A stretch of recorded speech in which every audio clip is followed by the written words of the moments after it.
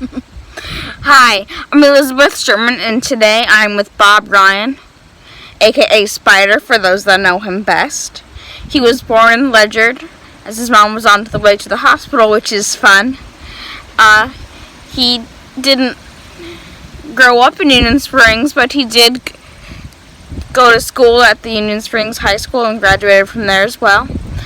He worked as a farmer at the O'Hara farm for about 28 years. Actually still farms to this day.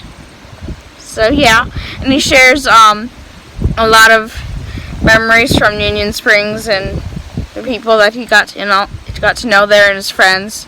And you will hear Pat Kimber and Claire Morehouse with me. And so yeah, enjoy my interview with Bob Ryan.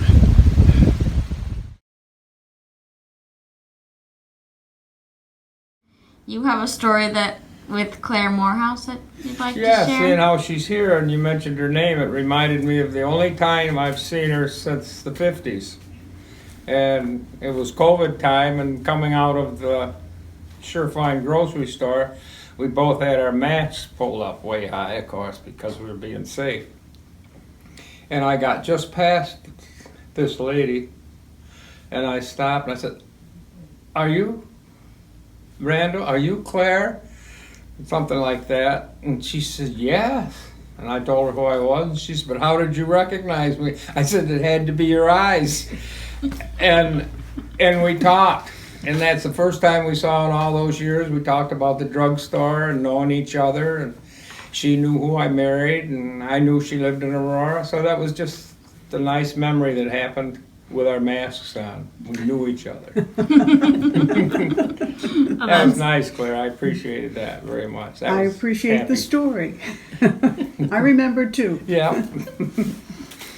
Bob, you must have a lot of other stories too about when you were a youngster like that. Well, when we were young, of course, everybody walked to school, and we'd have shortcuts, to get there. And then as we get older, we would meet our little boyfriends and girlfriends we had on the streets. They'd be waiting down on the corner, and then we'd walk to school.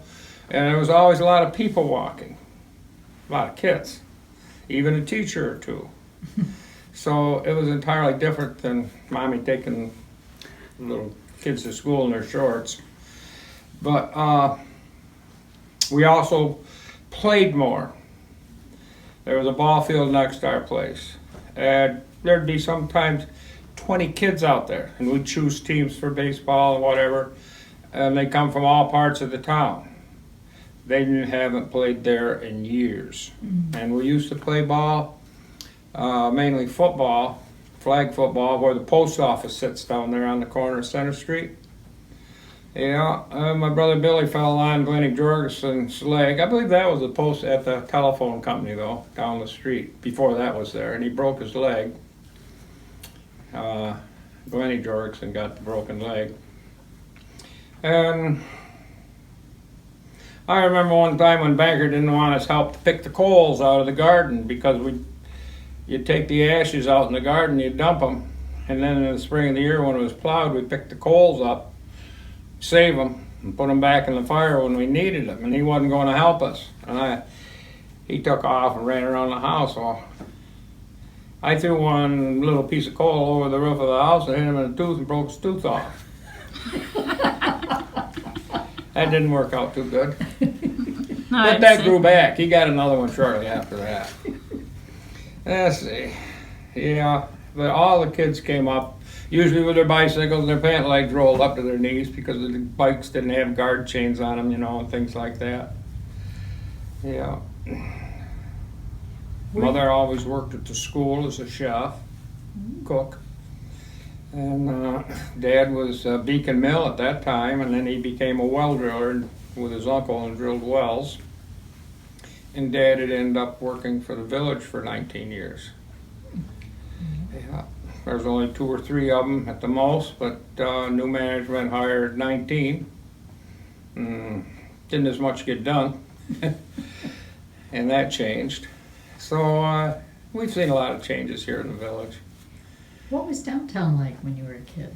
Just like the picture shows, only active. If you drove down there today, there'd be cars all the way down the street. Palmer's, we'll say, had just moved across the road from where the pizza shop is, that area. And that was a busy garage, Gordon C. And all the little stores were busy. There's three or four gas stations right along, right down on the intersection, like across from Palmer's. The Walters had one, Bud Chopeson, and Gaston. Jack Hill ended up running that one, the Tidal station. And they're all busy.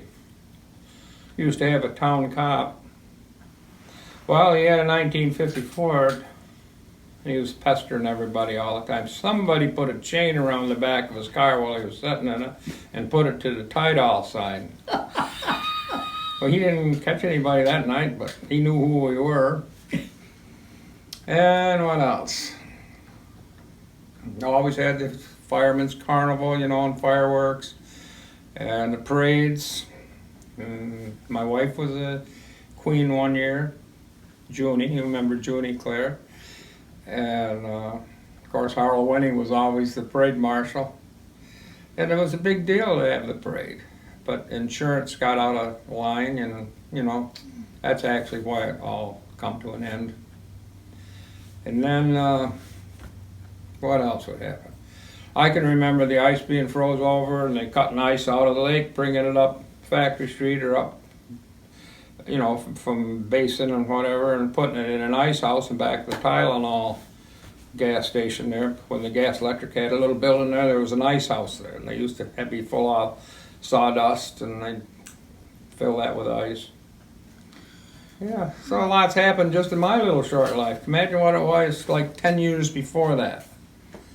Because we went from horse to steel wheel tractors to rubber tired tractors bigger than fitting this church. Yeah, that's for sure. Yes. Yeah, we still call it the church. Oh, where's the museum? Down the church. Yeah, and there was always little league teams, you know. They started, my youngest brother played little league because I was too old for it. And then we had youth baseball, and it grew through the years. It was always exciting. We had one little guy, I gotta tell you who he was too, little Joey Steer. I was in charge, this is when I was an adult. I was in charge of the minor youth baseball. So I said, I'll go down and see what's going on at practice. And this kid was standing on the base and having batting practice. Now remember, it's the little fellas. It wasn't Little League, it was the minor league.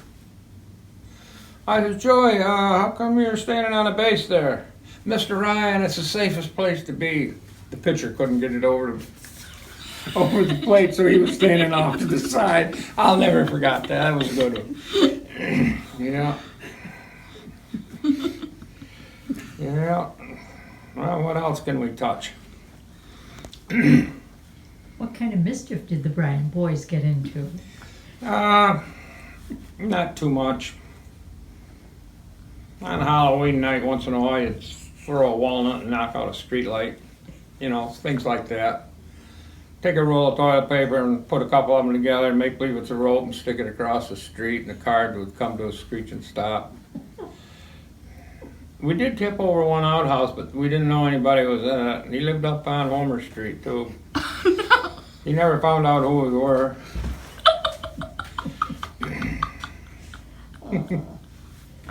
I don't know if he fell on the door and couldn't get out, or he was too scared to get out. That's a good thing. Yeah. And you were married to one of the Jorgensens. One of, yeah. And there was 18 in the family. And right now, there's 6 kids left of the 18. And I just got a text before I came in that one of the cousins died, number 45. So that would be Teddy's kid. He's probably 50, 52 years old. He's the age of my youngest boy. So with a large family, things like that happen, and you never know when. But the Jorgensens are down to 6. Where did they live? That many They lived children. on 15 Factory Street, and that house was just sold. And it was great. They played in the street, never got into trouble. You know, they're just a super good family. They go down the lake, catch a few fish, have them for supper. Junie used to do that with a broomstick and a string on it. Yeah, they had quite a life. Bobby, the oldest boy, ended up being the athletic director in Mohawk Valley. And they're all very successful family and good kids, every one of them. Yeah. Yeah, we got married in 56. Got out of school in 55, got married in 56.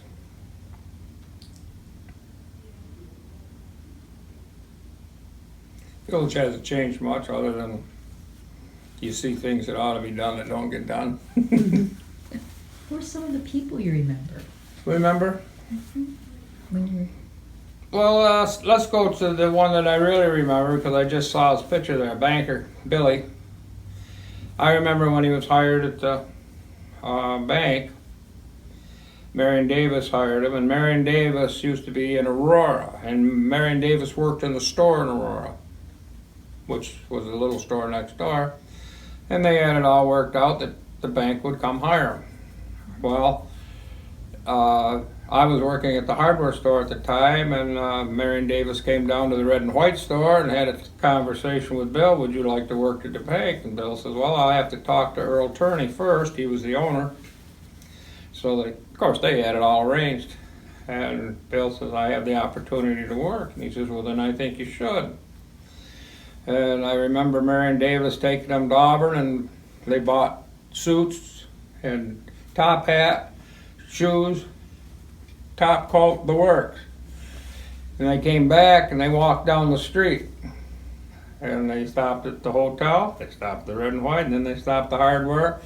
And he was introduced to everybody that worked there and that was in the store, shook hands and everything, and went all the way down the street. And came back up and tipped his hat. He was taught to tip his hat and everything. And that's where he got his manners from Marion Davis, and he never forgot them. Same way ever since. And we run the bank like Marion, and slow and easy, dedicated. So I saw all that happen. That was a pretty good move. Yeah, of course I knew the Sabriskis that are over there, and Stanley and the boys are still friends to these days. They lived up there near Clare. And we're still in touch with the small world. Yeah. How about some of the storekeepers? Oh yeah. Keith Brightman, he had a nice grocery store down the street. And then Freddie Barnes took that over. And Fred King ran the liquor store. And Mahlers were in the restaurant. They had a restaurant right next to the hardware store. Stevie and, I don't remember his name now. Stevie was the lady. And then everybody met there. The place was always full. And that turned into Gardner's insurance building first. That was their first place. They went from there to the corner, then back up the street away till now. And then there was the Justice of the Peace. The Justice of the Peace was Bill Smith. And of course, he was a jeweler, so you go there and we got our engagement ring and wedding ring and everything. There's a story about that too. Junie and I, we were in about 10th grade, I guess, and we were coming around the corner and going back down Factory Street, right on the corner. Mr. Jorgensen come along. Junie made the lunches for a bunch of them for school. Mr. Jorgensen rolled down the window and said, "Hey, Junie, you got to make 2 more lunches." That's when they had their last 2 kids, and it was twins. Junie said, "Oh, no." I remember it just as plain as day, but they were all happy, you know. What's 2 more? Yep. And then Mr. McGlynn had the other store, a 5 and dime store on the, and whenever you go in there, they follow you around, follow you around like you were going to steal the whole store. He would always follow you around. And they're up to Earl Turney's red and white. Earl would usually be at the cash register. And no matter what you got at the store, we got some awful fresh peaches here today. Would you like some fresh peaches? There'll always be something, one more thing he tried to sell you. Yeah, and the Astoria Hotel was Frank O'Brien and Frank Snyder. They always wore white shirts and looked like, you know, top shelf. And they had a big candy bar out front. And if you couldn't, like after a ball game or something, you know, you could always go in there and grab a candy bar on the way home if the drugstore was closed. You know, it was a handy spot, and they treated us good because it was right away from their little tiny bar. And that was a busy hotel. And then, let's see, where we go down the street farther, there was Ed McGlynn's. Then Pat and Hank Myers had a little restaurant. And a lot of people worked there and helped them out through the years. And then next door, Adventist people, name's gone, run a bakery. So we had a bakery there. Yeah, like I almost got the name. And then, let's see, Dewey Marion's father and the Walterses had a garage. The garage is still there. You'll see the barn door open now, or the garage, the front of the door. But that was an active place. They changed oil and serviced cars and everything, and it was busy all the time. They always stood or sat outside with big long shop coats on, even back in the 50s. Yeah, and then the vacant lot. Oh, the old print shop was owned by Harold Stryker. And they used to print the paper in there. And the Union Springs News came out of there for a while with Alfred E. Fields before he went to King Ferry. He had the Union Springs News and the Genoa Tribune. And King Ferry on the corner, Four Corners. Then, let's see, where are we? We go to Gordon C. Palmer's garage, original one, and he sold appliances in there, Frigidaire, TVs. That's completely, there's nothing there, but it looks like a stage front now. Everything else is gone. And then, Mert Robbins is dead. Travis Robbins had a store there along with Bob Myers after that. Yeah, here's a kid's story. I was a little boy and lived on 6th Center Street when we first come to Aurora, and I was only about 3, 4 years old. Just a little guy, wandered away from the house like I shouldn't have.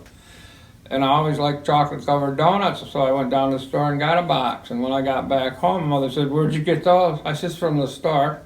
She says, "We're marching right back down to the store." We had to pay for the donuts. So another time, the family lived up on Anthony Street in the center. Monk Levine was the kid probably, I'm going to say, he might have been 10 years older than I was. He was old enough. "Come on, we gotta go down. We're gonna go for a boat ride." "Yeah, sure, let's go." We roared. Oh, he oared all the way out to the island. Storm came up, and little Bobby Ryan's hanging on to the edge of the boat, scared to death. And the boat's going every which way. And the fire whistle blows. And of course, when I got on shore, my mother was there. And it wasn't a happy walk home. But that's what happens when you're a kid. Only I survived. Monk got in trouble, though. His nickname was Monk because he always monkeyed around. There you go. I mean, Yeah. So then the post office was right on the end of the corner there on Basin Street. And that was a busy spot. And across the street, next where the post office sits now, was a great big, like a hole with a tree, and there was a well or a cistern in there, but there was enough land between that cistern and the road, the corner, where we could play flag football. But the kids who wanted to play football wouldn't come up the hill to play on our field, and we had to go down there all the time. That was just the way it was, you know, it's just one of those things. And Gordon Palmer lived on the other corner, and then there was a big brick building. You probably got history of that here. And we call it the can building because there was all kinds of canisters. Do you remember that, Claire? There was a shiny canisters stored in there. And whether it was something to do with GP or not, I never found out. And then they tore that building down to become a parking lot. And then, of course, Bud Jobson's garage was next door, where he sold Model Ts. Ended up doing a lot of body work. He never sold cars after a while. And then Billy Grow bought it. Of course, the old firehouse was next to it, and the town barn in back. And Doc Woodford's, who we always visited when my kids got older, and even we didn't get, yeah, he would come to the house. He would come, Doc Woodward would come to the house when we were on Bloomer and take care of us. But even when we were married and lived down Dildine Road with 5 boys, there was always something wrong with some of them. And Jerry, the youngest one, seemed to get into all kinds of little trouble with falling and getting hit and hurt and everything.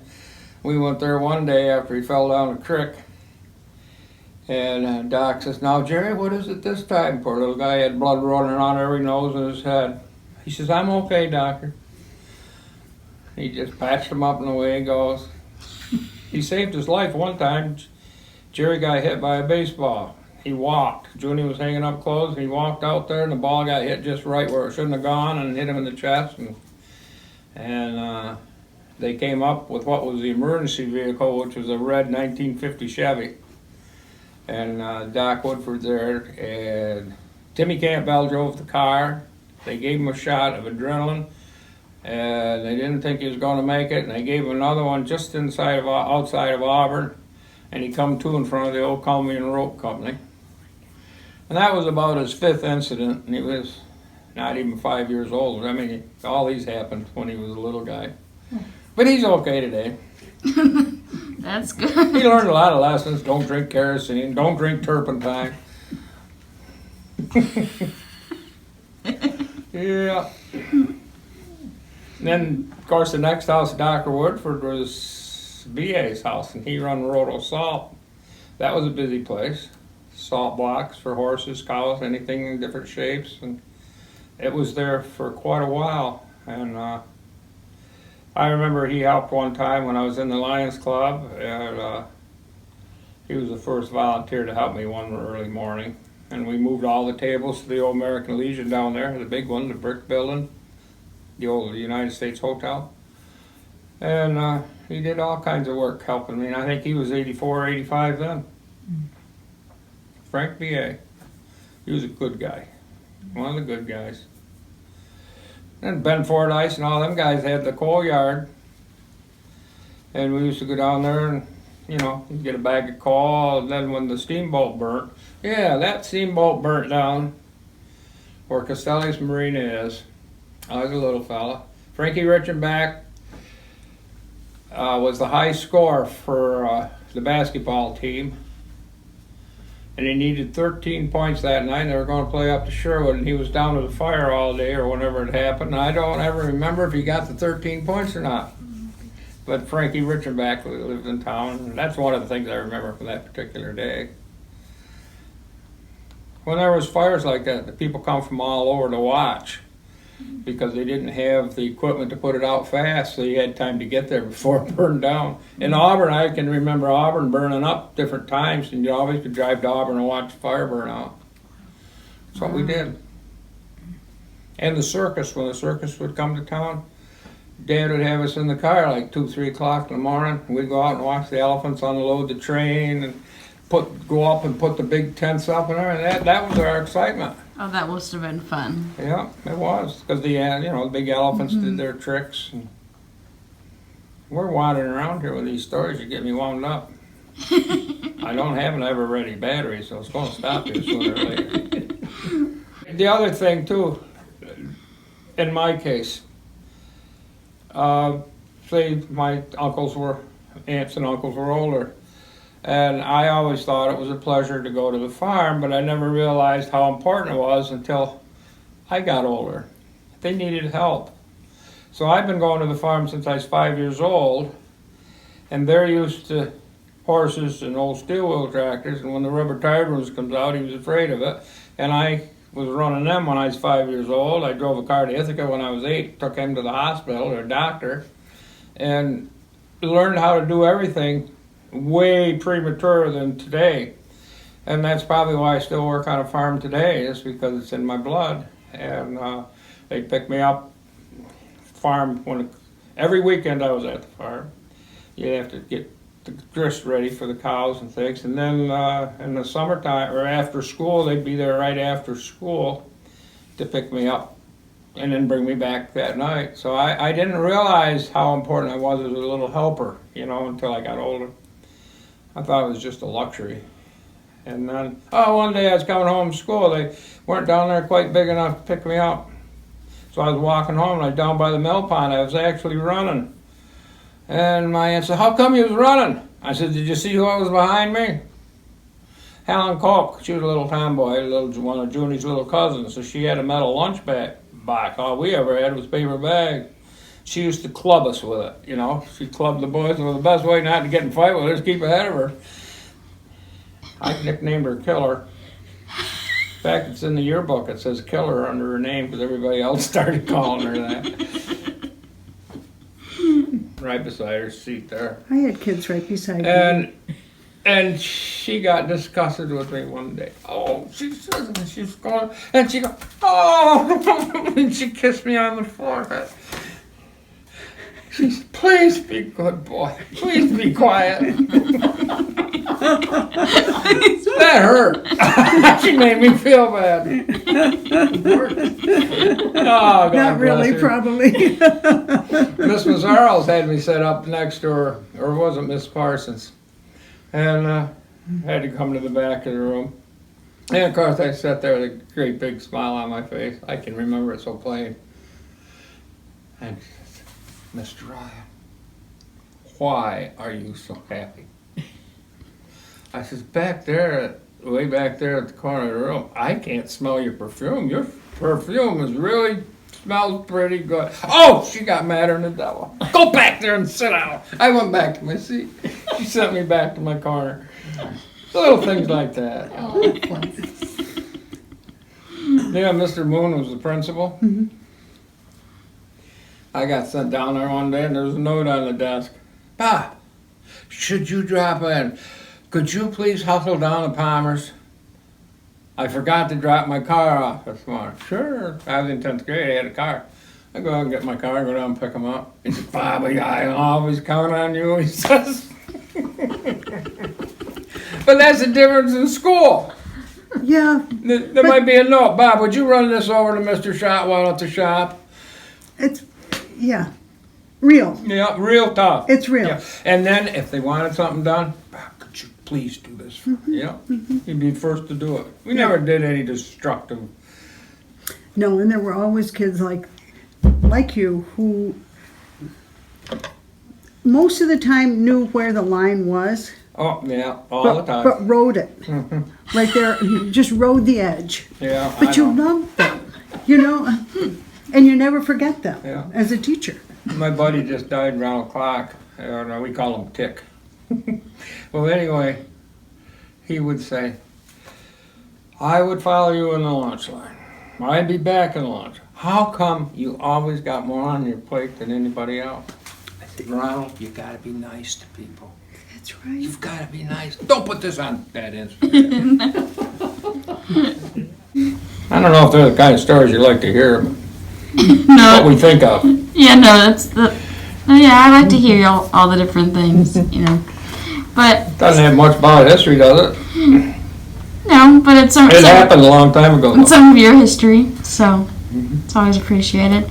But so we're at the end of the interview, so thank That's you. the end of that? Yes, Well, that was fun doing it with you, Yes. young lady. Now, what was your name? Elizabeth. You're a good girl, Elizabeth.